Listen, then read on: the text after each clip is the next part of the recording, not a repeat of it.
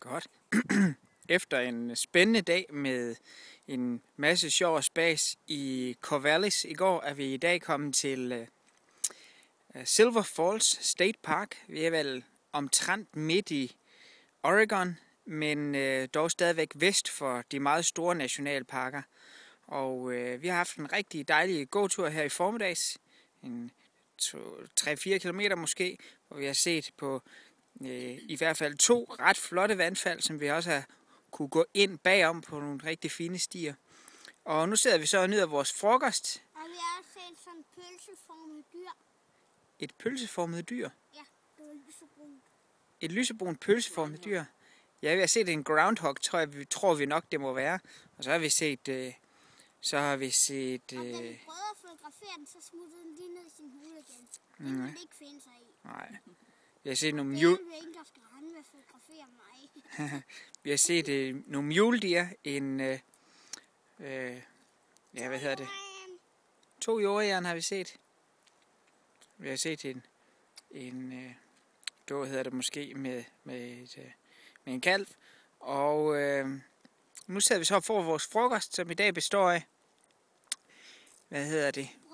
cheddar, ham and rye, eller on rye, og så er der gulerødder. Og jordbær og pølse. Og leverpostej og tomater. Og brød og ost og vand. Og det kan vi så sidde og nyde her i skyggen af de kæmpe store, efter danske forhold kæmpe store Douglas-graner.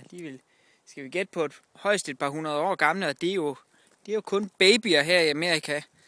Der er skætte på her en brysthøjde diameter på i hvert fald en god meters penge.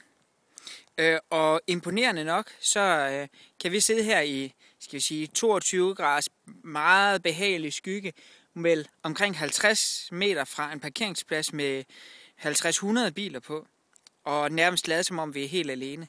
Og det er jo ret fantastisk, så det har vi sat rigtig stor pris på.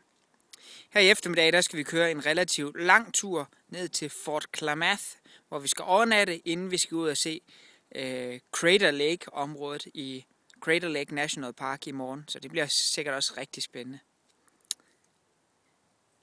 Er der nogen, der vil sige hej hej? Hej hej! Du skal sige hej. Ja, hej hej, og tak for den gang.